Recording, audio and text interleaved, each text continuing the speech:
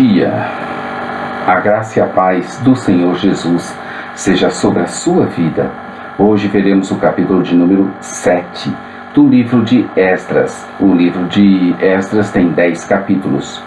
O capítulo 7 tem 28 versículos. Veremos hoje Esdras, autoridade governamental e também mestre da lei de Deus. Nós estamos dividindo essa parte em duas partes do trecho de Esdras, do livro de Esdras. E nós estamos vendo agora o regresso de Esdras, que vai dos capítulo 7 ao capítulo 8. E também estamos vendo, em seguida veremos a reconstrução do povo de Deus como nação, os remanescentes do pós-exílio ou a nova nação unificada. Eu sou o pastor Daniel Deusdete, nós somos da Semeadores. Todos os dias estamos aqui com uma palavra de Deus para a sua vida. Esdras tinha chegado à terra prometida algum tempo depois e começou o seu próprio programa de restauração. Ele não tinha voltado sozinho, mas liderou um grupo de exilados, conforme está no verso 7. Ele tinha partido da Babilônia na primavera, verso 9, quando havia ainda suprimento abundante de água ao longo do caminho para o trajeto de uns 4 meses. Para melhor compreensão dessa parte, dividiremos esse assunto em 5 outras subpartes: a apresentação de Esdras, a comissão de Esdras, a doxologia de Esdras, tudo no capítulo 7. Depois, capítulo 8, os companheiros de Esdras e a chegada de Esdras. A apresentação de Esdras. O capítulo 1 começa com a frase, passada estas coisas, que nos remete ao único período entre Zorobabel e Esdras no livro de Esdras-Neemias, o qual se refere à oposição à reconstrução dos muros da cidade no templo de Assuero, Xerxes. Isso está no capítulo 4, verso 6. Esdras estava no cativeiro da Babilônia, verso 1, e agora estaria voltando à terra prometida. É provável que na ocasião do primeiro regresso, com Sesbazar, Zorobabel, Esdras ainda não tivesse nem nascido. Ele cresceu na Babilônia, onde a maioria dos exilados vivia. A preservação de sua linhagem serviria para mostrar sua ascendência e autoridade sacerdotal. Ele era o 17º descendente de Arão, que fora descendente de Anrão, de Coate, de Levi, de Jacó, de Zaqueu, de Isaac e de Abraão. Era ele, portanto, coatita. Então Abraão gerou Isaac que gerou Jacó, que gerou Levi, que gerou Coate, Anrão, Arão, até chegar a ele. No capítulo 6 de 1 Crônicas, encontraremos os descendentes de Levi, os quais foram organizados da seguinte maneira, conforme já vimos, ao povo de Deus do pós-exílio. Isso aí a gente já viu lá no livro de 1 e 2 Crônicas, o reino davídico, o templo e as maldições e bênçãos. O propósito do cronista ali, nesse capítulo 6 de 1 e 2 Crônicas, na inclusão dessas tribos no povo de Deus, é apresentar um relato extenso sobre a tribo de Levi, como pano de fundo para a organização dos servos do templo na comunidade pós-exílio.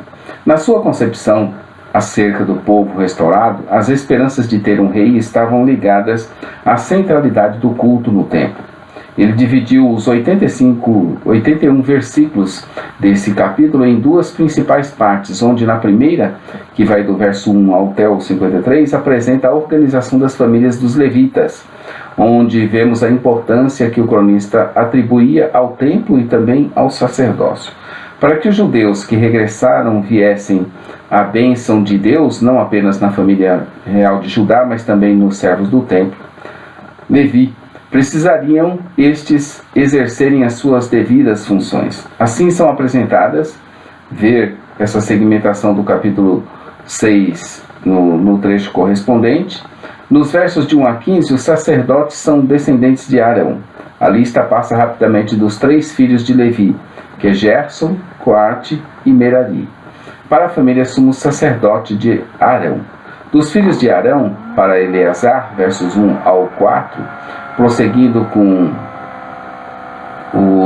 os descendentes de Eleazar e acompanhando sua sucessão até o exílio, dos versos 4 ao 15. Nos versos de 16 a 30 é apresentado um levantamento das 3 clãs de Levi. Essa genealogia foi provavelmente extraída de Êxodo 6, 16 ao 19 e de outros trechos bíblicos.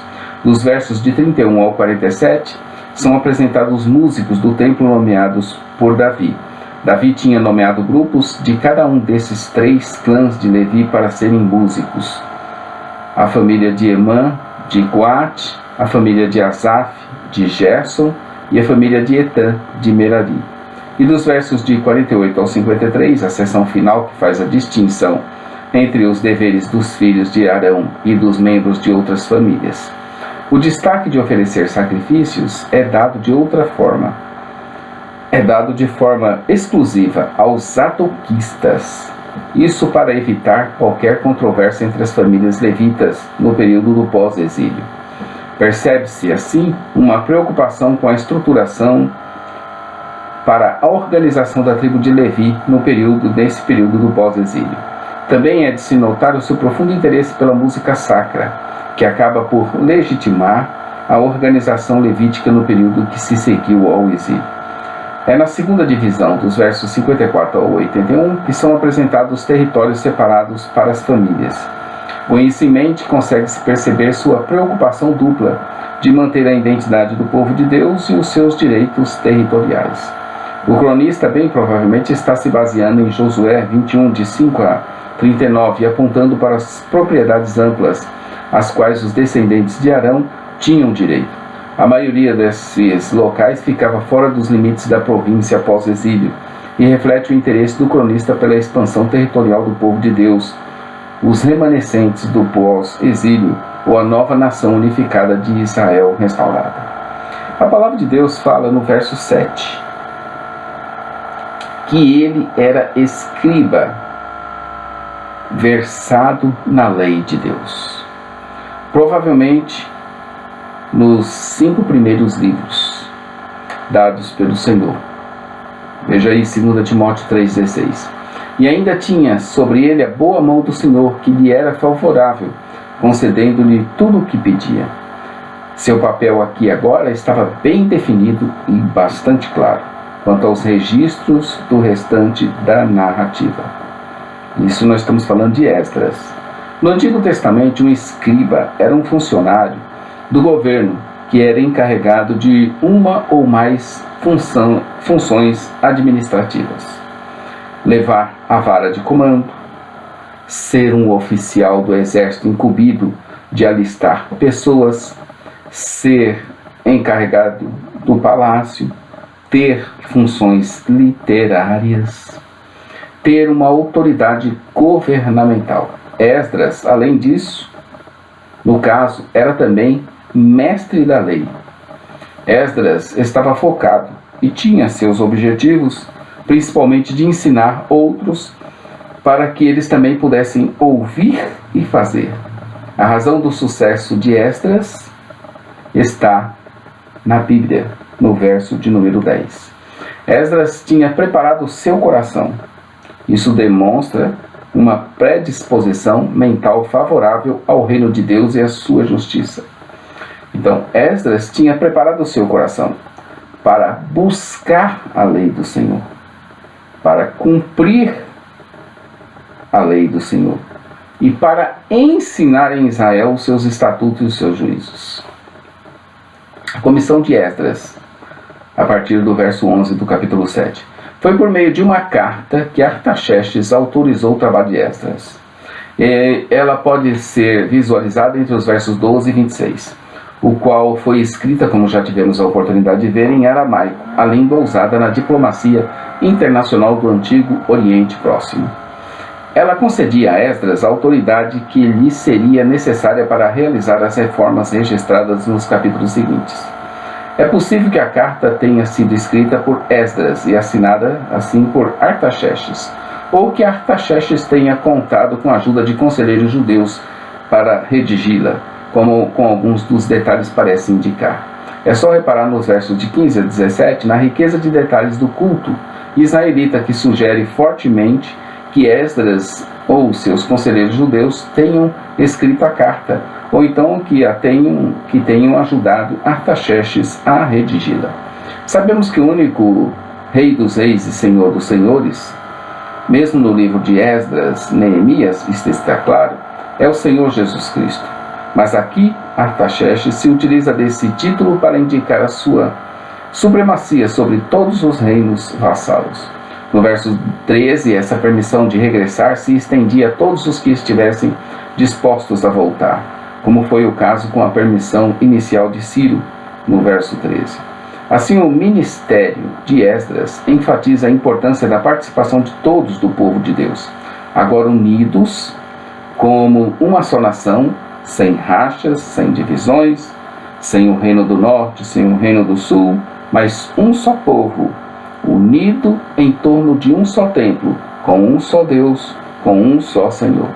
Enquanto Ciro comissionou os primeiros judeus que regressaram para edificar um templo, o qual foi ratificado por Dário, capítulo 6, verso 8, Artaxerxes comissionou Esdras para ir muito além e assim fazer inquirição sobre a condição espiritual do povo.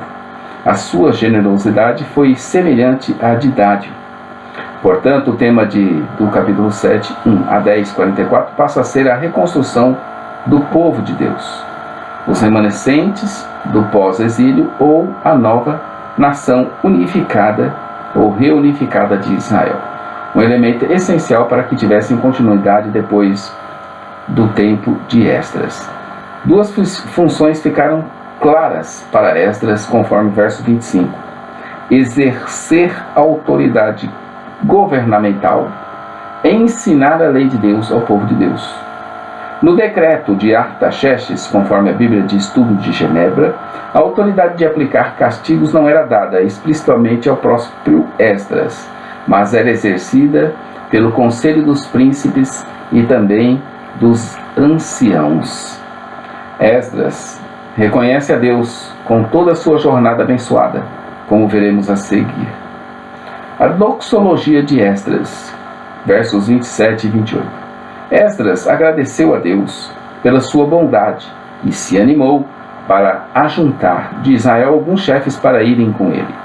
Ele bendiz ao Senhor e entende que o fato do coração do rei estar com eles foi decorrência da bondade de Deus para com eles, que inclinou o coração do rei, como está escrito em Provérbios, capítulo 21, verso 1. Como ribeiros de água, assim é o coração do rei na mão do Senhor. Ele o inclina para onde desejar. Além disso, entende que é pecador e que, portanto, carece da misericórdia e carece da graça de Deus sobre a sua vida. Ficou aqui concluída a segunda sessão de Esdras em aramaico. Amanhã estaremos vendo o capítulo de número 8. No capítulo de número 8, Esdras vai se humilhar diante de Deus, vai pôr o povo para orar, vai colocar o povo para jejuar, e Deus vai dar grandes vitórias para Esdras. Amanhã, no capítulo 8, não perca, fique conosco, curta nosso vídeo, inscreva-se no nosso canal, compartilhe, conheça a nossa loja virtual, ossemeadores.com.br. Maranata, ora, ora, vem Senhor Jesus. Bom dia, querido, na presença de Deus.